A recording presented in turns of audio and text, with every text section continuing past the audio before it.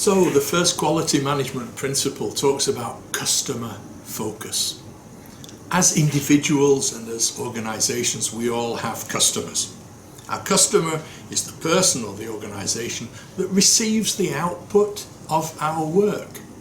My internal customer within an organization is probably the next colleague who receives the report that I write or receives the semi-manufactured product that I then send on for the next stage of processing. It may be the top management who receives an audit report where I've conducted an internal audit. So the customer, we all have customers. At the level of the organization, of course, the customer is those organizations or individuals who receive the products and the services that our organization provides. In most cases, we will sell those products and services to the customer. But in some cases, the customer is receiving a product or a service without physically paying directly for that product or service. Example might be a government office or a government department that is issuing a permit or that is providing some education or awareness building to citizens. The citizen is not actually paying for that product, but the citizen is receiving the service, and so we can consider them as customers.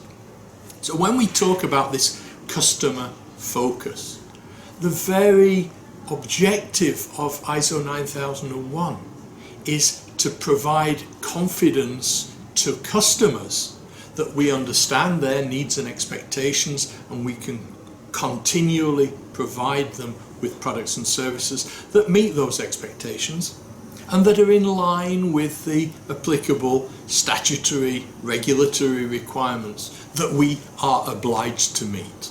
It may be a hotel that not only has to provide a good service to the customer, but also has to meet the appropriate fire regulations and have a building that meets the earthquake codes. The customer won't ask specifically for that, but it is a mandatory requirement implicit in the service that's being provided. So I think the first step for an organization, and it may sometimes seem very trivial, people sometimes think that I'm joking if I ask them, who are your customers?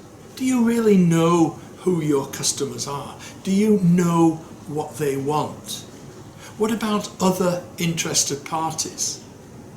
In the case, for example, of a manufacturing industry, business-to-business transactions, normally the definition of the customer is very clear. But if we think about an educational establishment or a hospital, who's the customer of a school? Is it just the student? So does the school only have to understand the needs and expectations of the student and maybe never give them much homework, have lots of vacations, very short school hours, lots of games and exciting activities, but they end up not learning very much that will serve them in their future professions? So of course, it's not just the direct customer. We have to think about what we call the other interested parties. And in the latest revisions of ISO 9001, we've made it very clear that it's up to an organization to identify who are its customers and who are the other relevant interested parties for the products and services that it provides. It may, for example, in the case of the school, it may be the child's parents.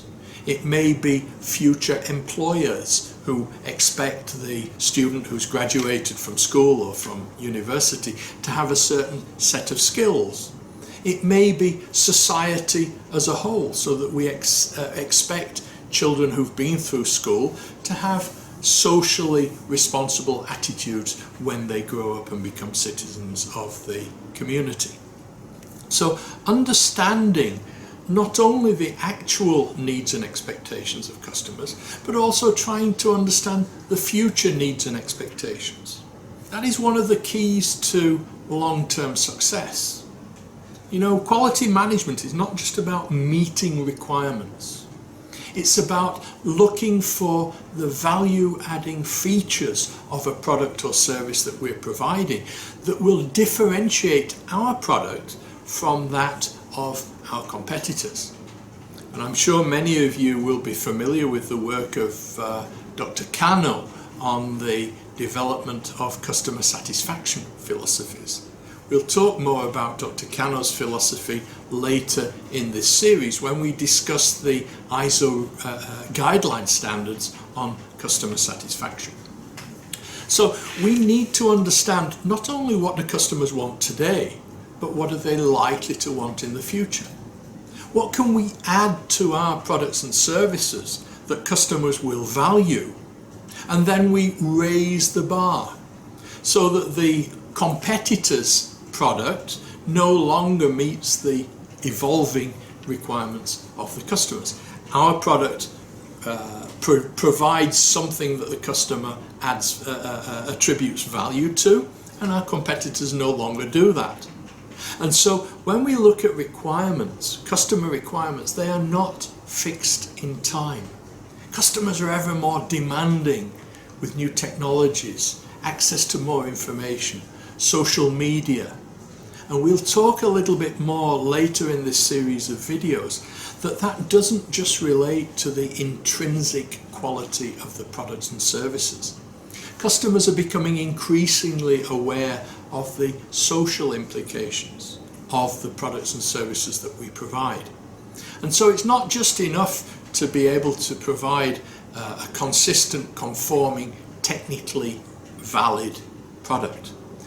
Consumers these days in social media are very conscious. What about our supply chain?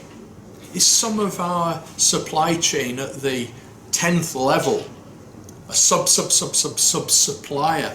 Are they using child labour in their supply chain? Are they using environmentally unacceptable practices?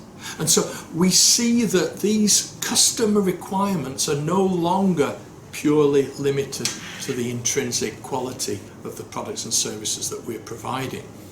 And if we are to be successful in the long term, we need to take those needs and expectations of the customers into consideration.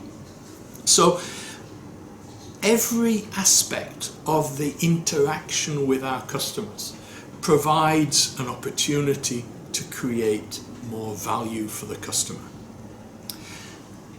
Our very name, J-VAC, Japan Value Added Certification, means that we need to understand what our customers expect from our certification. We need, as a boutique, small, customized certification body, we need to respond proactively to our customer needs and expectations, and at the same time meet the requirements of our accreditation body, JAB, the Japan Accreditation Board, who supervise our activities to make sure that we are at least covering the minimum that the various standards do require when we conduct our audits. That we do have competent auditors to allow them to analyse what you, our clients, are doing in terms of the requirements of the relevant standards. So all of those things are important, and I'm sure that in your own particular contexts you can understand who are your customers, what do they want today, and how they will evolve in their future needs and expectations. If we can do that, if we can plan and design and develop and deliver and support our products and services to meet those needs and expectations, not only meet them, but exceed them and meet them better than our competitor meets them, that is key to the long-term success of an organisation. Of course, within the ISO 9001 requirement standards, we are required to monitor and measure customer satisfaction. Are we actually achieving what we set out to achieve and delivering consistent, conforming products and services to our customers? But they are in the detailed requirements of ISO 9001. and we'll talk about those in due course during the series of videos that we'll be making available over the coming weeks. So that was the first quality management principle. In the next video we'll talk about the role of leadership, which is the second quality management principle.